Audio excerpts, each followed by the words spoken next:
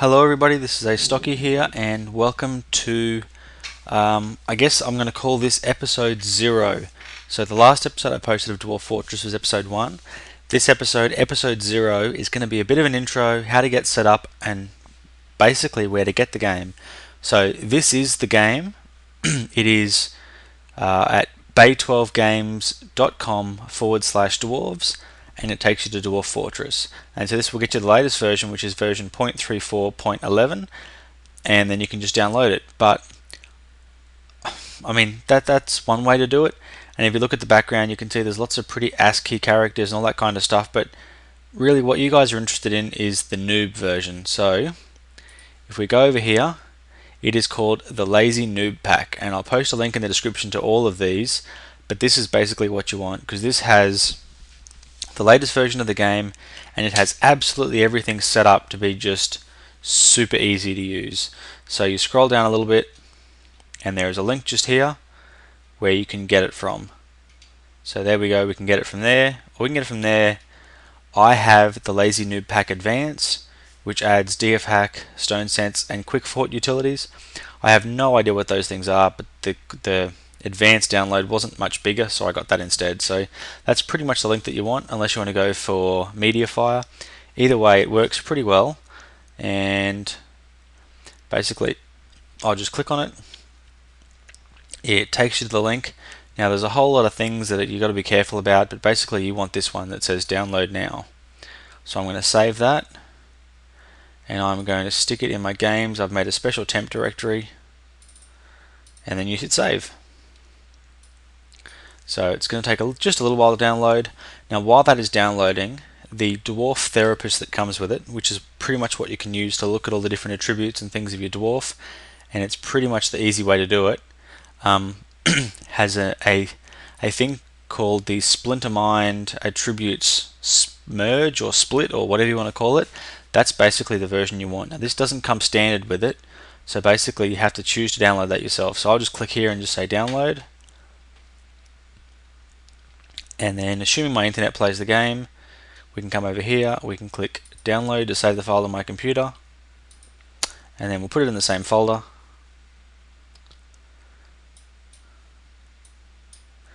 And let's check on those downloads. So it's going to be just a few minutes till this thing downloads, so I'm going to pause the video now. That's really slow, their servers must be busy, but I'll pause the video now and I'll come back once it's finished. Back in a moment. Okay, so I have just finished the download. So basically you'll end up with these two files, and so the first thing you want to do is unzip the Lazy Noob Pack, and so you basically want to just unzip that to wherever it is that takes your fancy. It doesn't really matter. I would just suggest doing it into a new folder. So there we go, and I can now get rid of that zip file because I don't need it. And then the next thing you want to do is open up Dwarf Therapist, and you want to go into LNP, into utilities. I put it in advanced because there is already one version of it in the normal one. So go into advanced, drag it in there, and then you have the Dwarf Therapist. And so now that we have that, we can delete that file as well. So basically now to get it to run, you just double click on Lazy Noob Pack and it comes up with this GUI. Now from this point you can change pretty much anything in the game you want, whereas normally, where is it?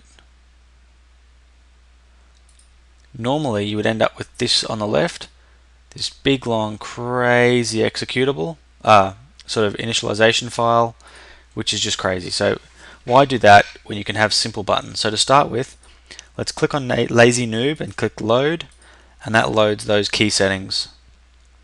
The next thing you want to do is go to graphics, click on Phobos, or at least that's what I do, and then click on install graphics.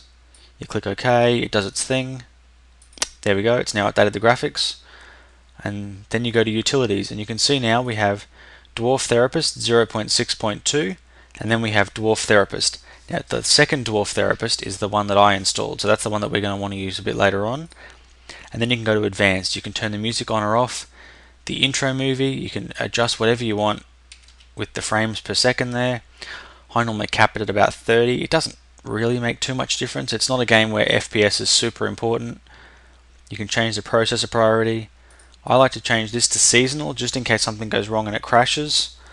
You can just do really whatever you want in these settings. The most important thing though is that you just click play Dwarf Fortress. So you can see that now that I've clicked play, this window pops up. I'll just get that one out of the way. This is DF hack. So if you want, you can type question mark and it gives you a list of all the commands that you can use, but I just minimize that and get it out of the way, and then I make this window bigger. So now we're basically into the game. So you've now got the game installed, you've now got the game running. So the very next thing that you're going to want to do is you're going to want to create a world, because obviously without a world you can't play. So we'll press enter now. Now sometimes it takes a little while to think in the background while it's doing things, and you just have to kind of wait for that. You just have to know that if you pushed enter, it's going to do it eventually. So we'll press escape there and continue. So here we are with our world. So you can see down the bottom that that world there is 17 by 17, and each area that you play in is a 4x4 area. So that gives you, quite a few 4x4 areas. That gives you a lot more. Small and medium gives you quite a lot. Large is just plain huge. Medium is normally more than enough. Now the next thing you can pick is the history. Now this helps to determine how long it is that the creation of the world runs for, because it creates all of the elements that happen in the history of the world as it goes on. But what this helps to do is it helps to flesh out some of the background and flesh out some of the traders and things like that that will appear in the world when you play. So I normally go with short just because medium takes twice as long, and it doesn't make a huge amount of difference. Now the next thing is you can change how many different cultures there are. If you go to very high, there's a lot more potential for variety of caravans and things that might come to trade with your fortress, but it also means it's quite likely that in lots of areas all the good spots have been taken and all the resources are used. So I just don't bother with that and I just leave it at medium. Number of sites is basically the same thing. Leave it at medium, it doesn't really matter too much.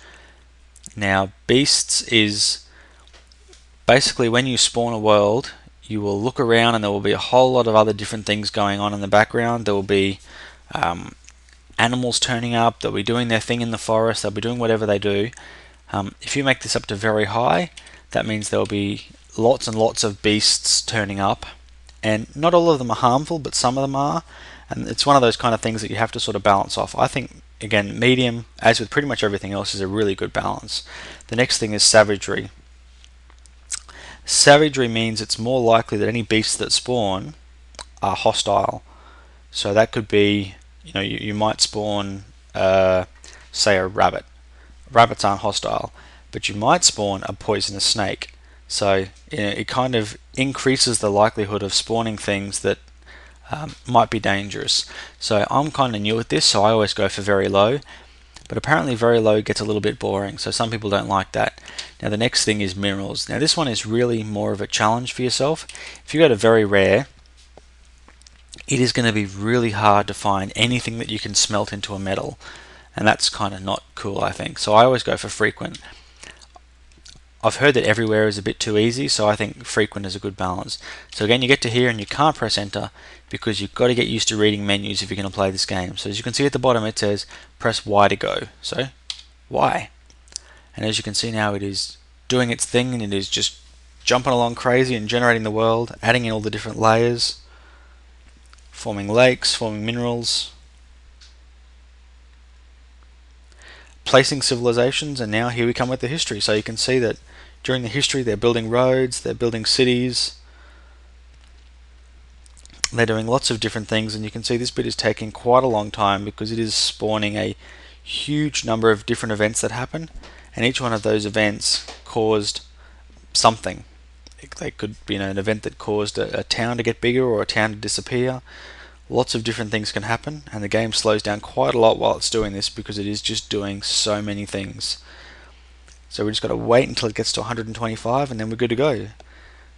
Like I said, 250 really helps to flesh the world out better, but I just find that it takes too long, so I like the short history. Back in a second. So you can see now it has finished generating the world, and if you so desired, you can now, I thought you could anyway. Oh, there we go. You can now jump all over the place and actually have a look at the world, and each tile you hover over will tell you what it is. So, like this little area here is the Dwarven Mountain Halls of Ilrasda, and then over here we have the human hamlet of something else. So you can see this is lots of different human hamlets all kind of together. But basically all you want to know is that the world created itself. Pretty much nothing that happens at this point is important. You basically just hit enter and continue going.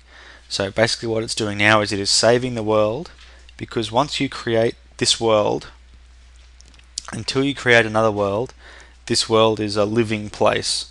So once you start creating forts in it, the forts change the landscape, they change the world, that if you generate a second game in the same world and go back to that spot, you will see the fort that you started to build last time and then you abandoned. So it's kind of a constant flow and a constant, well, it is a constantly evolving sort of landscape. But let's just jump straight to start playing. Now these are the three different modes. Legends mode basically goes through all of the events and things that happened in the world and kind of shows them off to you, almost like a history lesson of the world that you're going to play. So if you're right into lore and real kinds of detail and role playing and things, that is an excellent way to kind of get yourself some background for where it is that you're going to be playing. Now adventurer mode is a roguelike, so you are one person against the world, and then as you go on you can get quests and you can grab teams. So it is really the role-playing aspect of this game. It's not the main reason that people play the game. Obviously the fortress mode is that, but from everything that I've heard, it is a real fantastic way to just have a lot of fun in a roguelike kind of game. So I'm going to do Dwarf Fortress. So we press enter on that and we wait a few seconds while it does its thing. So here you can see there are three windows. On the left hand side, which we can move around with the U, M, K and U, H, K, M and K, kind of move you around as it says down the bottom here. Each one of those basically moves that left map, which is the local map, around, and that shows you the exact 4x4 square block your fortress is going to be built on. In the middle we move around with the arrow keys, or by holding down shift and using the arrow keys it jumps you 10 at a time. That is the regional map, and it basically sets up which 4x4 area your local map is looking at. On the right hand side is kind of a combination of well, it's a zoomed out area, but it's kind of, once you move the cursor about 4, it kind of moves the cursor on the right hand side, so it just gives you a much bigger overview of where everything is. But none of this really matters, because what the first thing you want to do is press F, and that's for find, and then you want to bring up the search engine and basically put into there what it is that you want to have in your areas that it'll highlight for you, so you can decide where you want to go. Now there are all of these different options you can change, and you kind of have some preferences for all of them, but the more options that you pick, the less likely it is that you're going to find somewhere that meets all of those criteria. So what you want to do generally is say yes to Fluxstone. Basically what Fluxstone is, it is a kind of stone that you can smelt with pig iron to make steel. So Fluxstone is pretty important if you want to make steel armor and have a steel industry. Now the next thing is Aquifer. Basically an aquifer is an underground water source block. Now, that might sound like a good thing, except dwarves don't like to drink water. Dwarves like to drink booze, wine, beer, ale, rum, all those kind of things is what dwarves like to drink. The other problem with an aquifer is if you dig into an aquifer, you can pretty much flood your entire fortress, because unlike most water, which will settle itself down eventually to a lower level, because aquifers are infinite sources, they will just pour water forever until your whole fortress is flooded. So generally you want to say no to that. The next thing you want to do is go to shallow metals and say multiple, and deep metals and say multiple. The reason for that is obviously metals are a very important industry, and you want to make sure that in the 4x4 area you're looking at, you have lots of different metals at a shallow level and also at a deep level, because that'll make really just playing the game much easier. The next thing, to do planting and those kind of things, you're going to need soil. So you can pick deep soil if you want, but that means you generally have to go deeper to try and find rock. So I like to just go some soil, and I like to say yes to clay as well, because clay helps with pots and pottery and those kind of things. And so once you've got those search criteria, and this is pretty much what I use for every world, you just press enter and it will do its thing and it will search, and you can see the different kind of red X's coming up saying it's found a whole lot of areas that aren't suitable for what I'm looking for. And then you just wait, and now depending on how detailed your search criteria is, depends on how long this is going to take, and it also depends on how many different kinds of areas that you're going to find. But we just wait a while. You can see that there's a bunch of green X's that have turned up, which is good. It means it's found some places. And then we just wait a bit longer.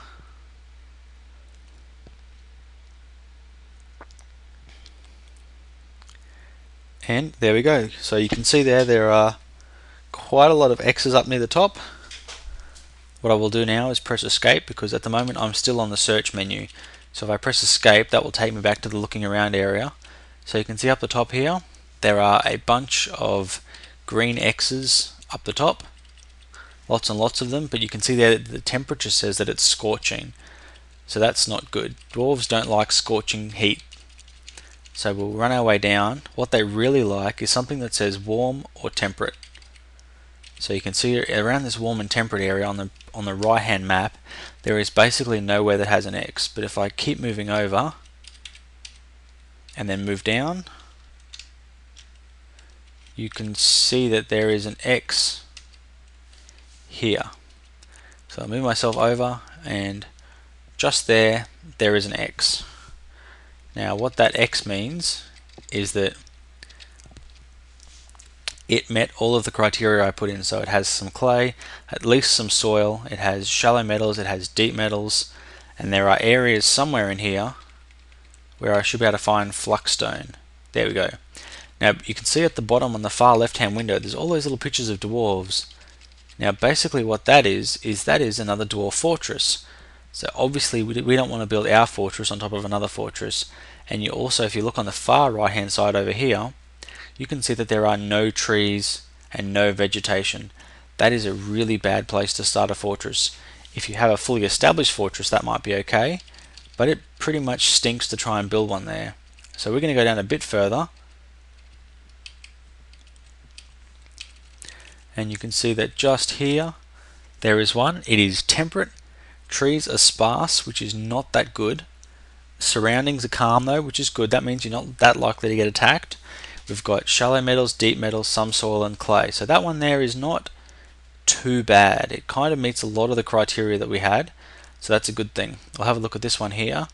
It's got calm again, but these little pink areas are areas that are sinister, and that is really, really bad. So that's generally probably not a good area to be in, because sinister means there's going to be lots of goblins and lots of other kinds of attacks. So we're going to go a bit further south now, and we're going to check these out.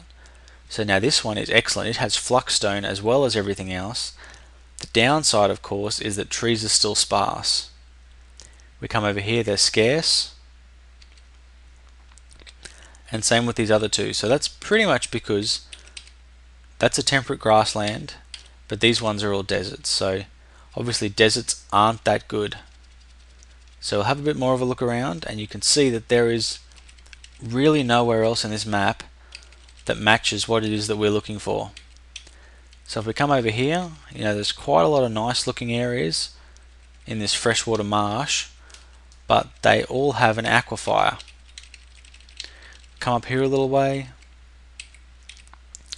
you can see that here we get into, we've got shallow metals, we've got deep metals, we've got woodland, we've got warm, which is everything we pretty much want, but we're in the middle of somebody else's fortress. We'll jump over this way a little bit. Same kind of thing, we are almost basically still in the middle of somebody else's fortress. Now this area is probably a little bit better. That you can see here, we have, you know, heavily forested areas, we have woodlands, lots of nice things, but the problem is pretty much all of these areas have an aquifer, and aquifers are bad. But just for the sake of an example, I'm going to now press the next lot of keys that we have. So you can see down here it says press these keys to view the biome. So you can see that I have F1, F2, F3, F4. That means this little 4x4 plot that I'm on covers 4 biomes. So if I press F1, it shows the first biome. And the first biome is almost always the majority biome. So in this case, it is the temperate conifer forest, which shows all the things I saw before.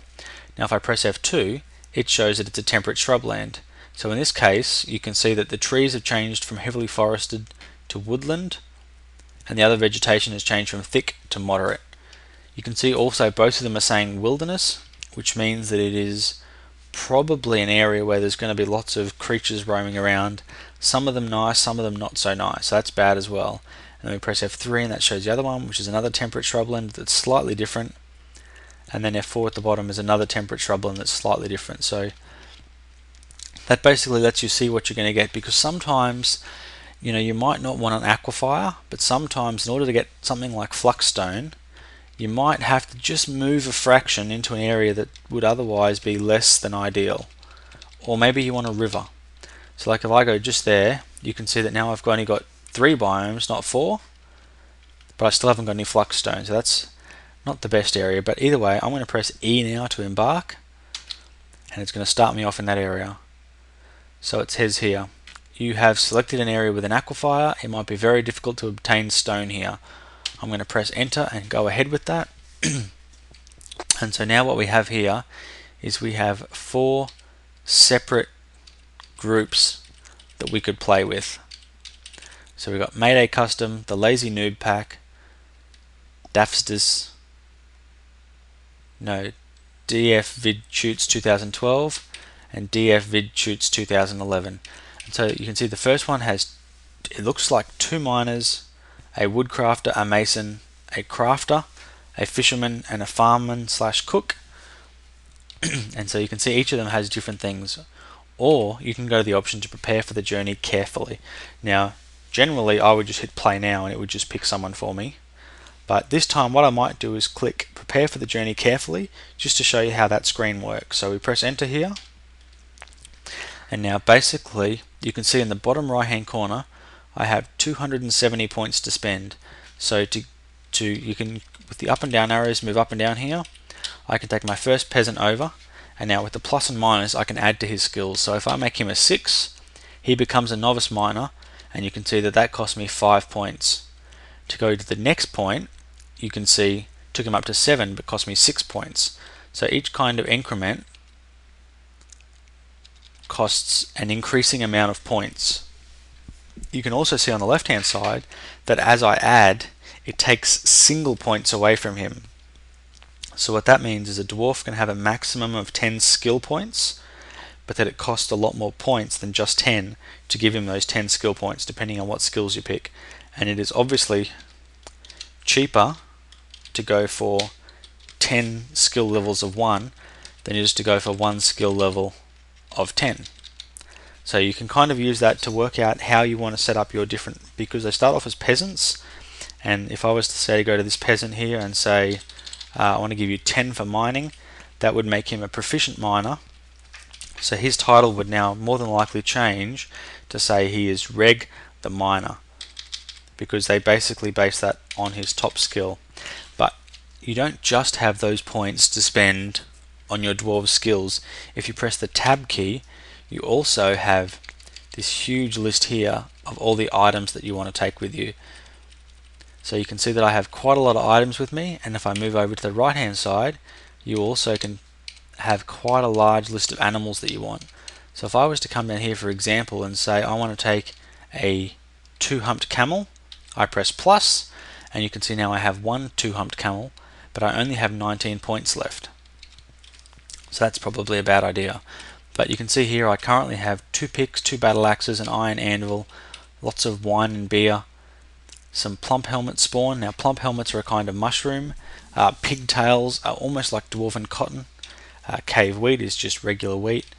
Sweet pods are a kind of bean that you can use to make sweet pod ale, I believe it is.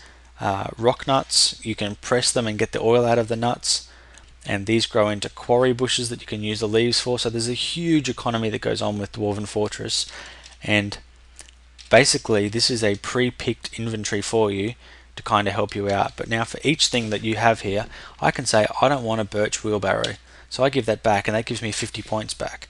I can then press N for new item, and you have a list of every item in the game here, and you might say I don't want any of that stuff, I want an iron puzzle box. And now you can see I have one iron puzzle box, and that cost me 100 points. Realistically though, starting with just the play now is probably the best way to do this thing, because it can be really quite tough.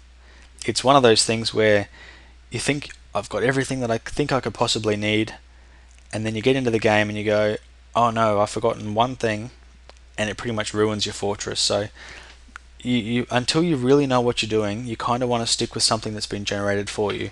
But after that, you might say, well, there are 3 wombat leather quivers here, but we have no crossbow and we have no arrows.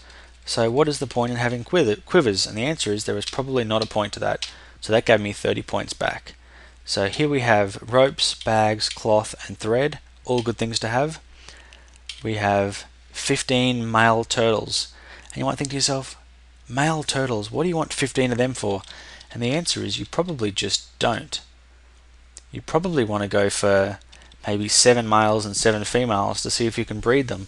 But chances are, because they're on this left window, that means they're food. What you really want to do is go over the right over this side and say you want something that you might be able to maybe breed or use for something useful. So if we go down here, you can see that we can get ourselves a female cow and a male bull. So they can breed because you got a male and a female. You can also use them to produce milk, because cows produce milk. You can also, when you kill them, you can butcher them for their meat, and you can also tan their hides and make leather. So those are quite useful animals. Turtles are pretty stupid, but it's always good to take at least one turtle, because turtles have a bone shell, and you can probably find out later on when you start to play the game that sometimes you'll have a need for shells or bones or things like that when you actually try and play the game. But what I'm going to do is I'm just going to back out of this and say abort game, and then start a new game, Dwarf Fortress. It's going to make me pick where I want to start again. So I'm going to just randomly pick that spot just there and say E for embark, and then I'm going to pick the lazy noob pack starter and press enter. It's given me 50 points left, but it's basically got everyone fixed for me. It just gives you a couple of points left that you can maybe choose some things that you want to go with. You can see it doesn't have turtles, so maybe you want to add a turtle. Let's go new, and then we type in pond, maybe pond turtle. There we go. Let's add some pond turtles, and let's add 10 pond turtles. And then if we press E, that actually embarks us into the world. So here we go. We have now turned up. Now you can see on the right hand side I have the big map. On the left hand side I have the little map, and in the middle I have the key options. If you press tab twice, it basically gets rid of the map on the right hand side, and the reason you want to do that is if you put your mouse in the center and do scroll wheel forward, it basically zooms out anyway so you can see the whole map. And then scroll wheel down lets you zoom back in, and by holding down shift and kind of moving backwards and forwards you can jump yourself around. So this is where I have started, and it is, you can see there's kind of some stuff there, but it is really pretty flat with lots of trees and lots of other different stuff. So this is, I mean, all things considered, this is probably not a bad area. There's some surface water. We go down a bit, we can see those ponds go a fair way down, so they're quite large water sources. I mean, this is not a bad area, but this isn't about playing. This is about me just showing you how you can get yourself started if you wanted to play the game. So I'm going to call an end to this video now.